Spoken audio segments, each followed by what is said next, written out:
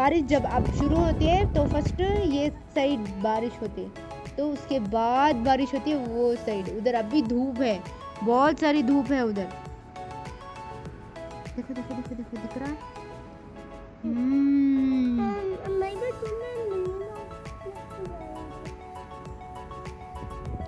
अस्सलाम वालेकुम वरहमतुल्लाहि वबरकातुहू। Welcome back to Ayesha Kashiyana. This is Noorisha बिन्त सैयद सिराजुद्दीन, बीवी ऑफ सैयद मोइनुद्दीन। होप आप सब लोग अच्छे से हैं, खैरियत से हैं। हम सब लोग भी अच्छे से हैं, खैरियत से हैं। अल्हम्दुलिल्लाह बोलो। तो हमारे आयत भी बोला ले अल्हम्दुलिल्लाह।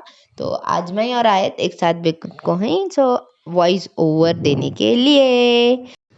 तो आज मैं आप सब लोगों के साथ शेयर करूंगी मेरा सैटरडे रूटीन। और जैसे आयत इब्राहिम के अब्बू निकल जाते हैं ऑफिस को, उसके बाद हमारा जो भी स्ट्रिक्ट रूटीन होता है वो स्टार्ट होता है। बिकॉज आप लोगों को पता है जब फादर्स घर पर होते हैं बच्चों को कितनी लीनियंसी मिल जाती है। वो ना टाइम पर खाते हैं, ना सोते हैं, ना अपने अम्मी की बात मानते हैं। सिर्फ बहुत ही ज़्यादा मौज मस्ती और इन्जॉयमेंट में उन लोगों का दिन गुजरता है। तो इसी तरह जैसे कि हमारे बच्चों को सिर्फ फ्राइडे तक का स्कूल है, because still they are in small lower classes, that is nursery and UKG, so they don't have any class or school on Saturday and Sunday। और जैसे ही उनके अब्बू ऑफिस को निकल जाते हैं शुरू होता है स्ट्रिक्ट रूटीन, जो कि मैंने डिज़ाइन किया है अपने टाइम टेबल के अकॉर्डिंग। और इसके बाद स्टार्ट होती है हमारी बेड मेकिंग से और क्लीनिंग से। पहला काम तो बेड बनाते हैं हम लोग मिलकर, और उसके बाद मैं करती हूँ मेरी डेली की 20 मिनट्स की डीप क्लीनिंग। और जैसे ये डीप क्लीनिंग सब ख़त्म हो जाती हैं तो हम बैठते हैं डिक्टेशन के लिए। बिकॉज़ अभी ना थोड़ा बहुत स्पेलिंग्स वगैरह का डिक्टेशन चल रहा है। इब्राहिम को उनके क्लास में every week, once in a week they are giving dictation for him. तो इसके लिए उनको थोड़ी सी हेल्प घर से भी मिल जाए ना, तो उन्हें बहुत ज़्यादा हेल्प हो जाएगी इब्राहिम को समझने के लिए। और कल जब मैं उन लोगों को पिक करने के लिए स्कूल पहुंची, और जैसे ही मैं रास्ते से लौट रही थी तो ये मुझे एक लेडी मिली और उन्होंने मुझे सलाम किया और उन्होंने कहा कि मैं आपको पहचानती हूँ। तो मैंने कहा लेकिन मैं आपको नहीं पहचानती। तो उन्होंने कहा आप आयशा हो? तो मैंने कहा हाँ। तो उन्होंने बताया कि मैंने आपका वीडियो यूट्यूब में देखा और मैं इसी सोसाइटी के रहने वाली हूँ। जैसे मैंने आयत और इब्राहिम को देखा तो मैंने पहचान लिया कि आप आयशा ही हैं। तो मैंने भी कहा अच्छा।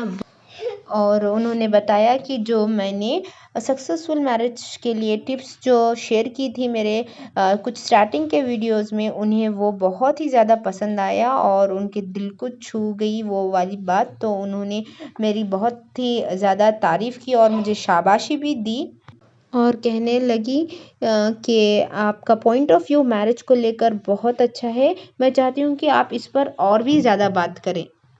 तो मैंने कहा अच्छा ठीक है, तो आप ही बताइए कि मैं किस चीज़ पर बात करूं। तो उन्होंने कहा एक शादीशुदा औरत को या फिर शादीशुदा लड़की को किस तरह से डिसीजन लेते हैं, अगर आप कैसे अपने मैरिज में डिसीजन लेती हैं, ये आप मुझसे शेयर कीजिएगा, ये मुझे बहुत ही ज़्यादा हेल्पफुल होगी। तो मैंने कहा जी ठीक है। और ये लीजिए, जैसे कि मैंने इस वीडियो के स्टार्टिंग में कहा था कि बारिश होगी, तो ये देखिए बारिश हो ही गई। Finally it's raining now. अल्लाहुम्मा सईबन नाफिया, अल्लाहुम्मा सईबन नाफिया, अल्लाहुम्मा सईबन नाफिया। आप भी ये दुआ पढ़िएगा जब भी बारिश होगी और दुआ कीजिए। बिकॉज़ बारिश होते वक्त भी ये एक ऐसा वक्त है जब आप जो भी दुआ आपकी मांगेंगे अल्लाह बेशक कबूल करता है।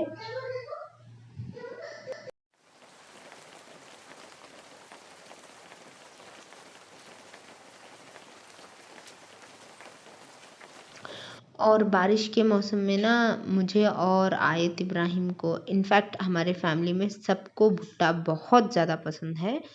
तो एक तरफ मैंने अपना नॉर्मल स्टोव का जो स्टैंड आता है वो मैंने हटाकर मेरा बारबेक्यू वाला ग्रिल इस पर रख कर स्टार्ट कर चुकी हूँ मेरा क्या कहते हैं, स्वीट कॉर्न, भुट्टा, और एक तरफ ये बन रहे हैं हमारी मेथी चिकन।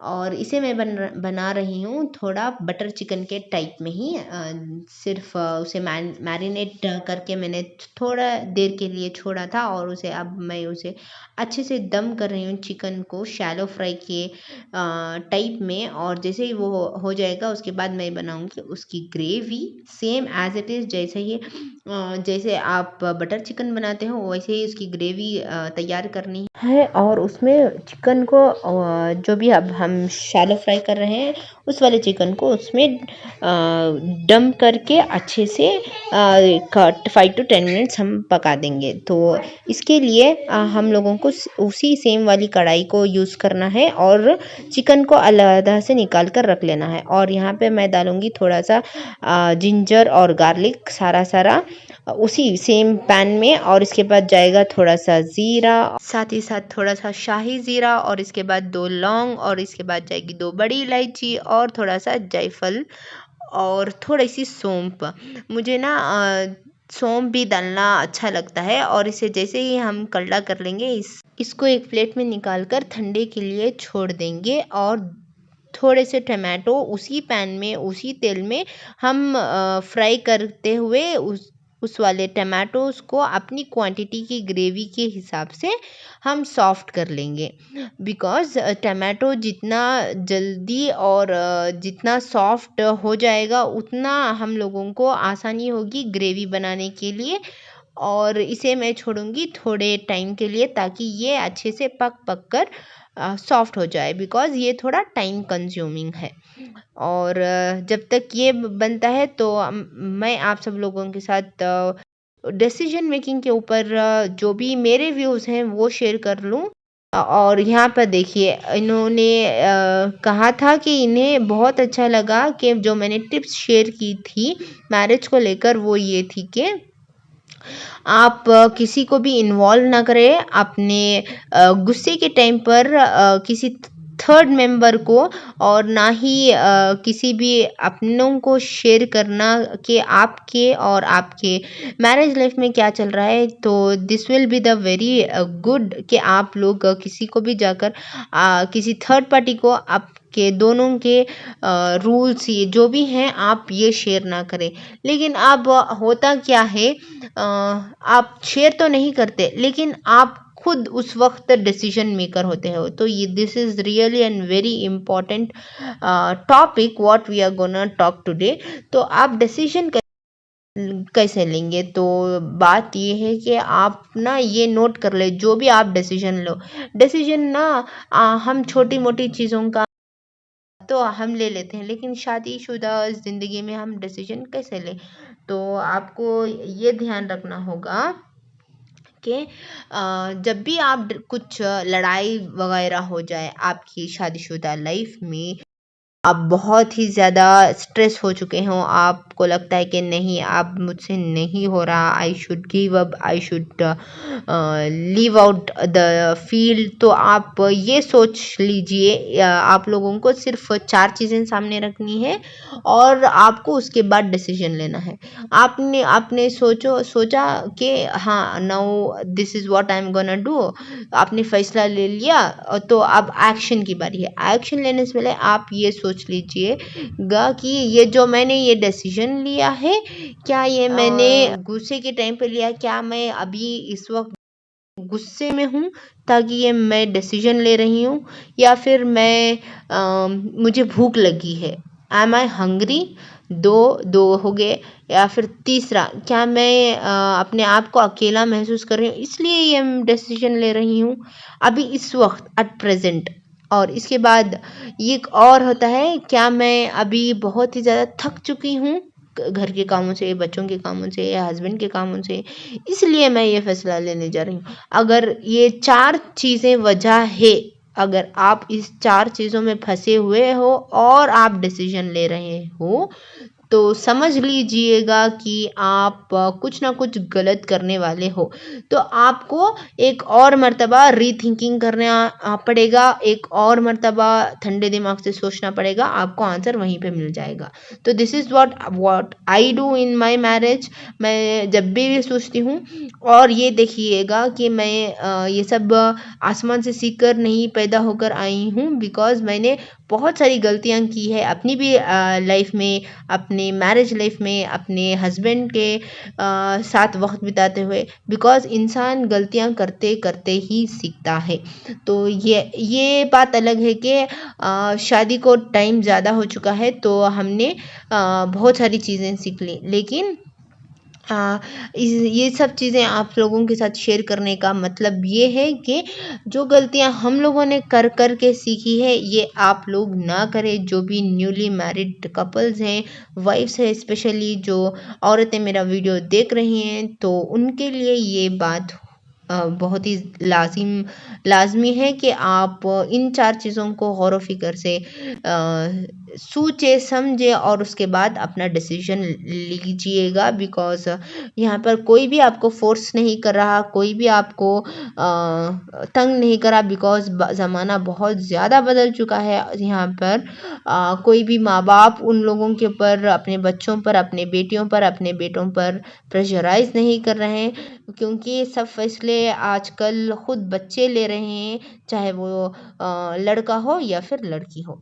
तो यही था आज का मेरा view on the topic of the decision making in an married couple life. Hope आप सब लोगों को अच्छा लगा हो।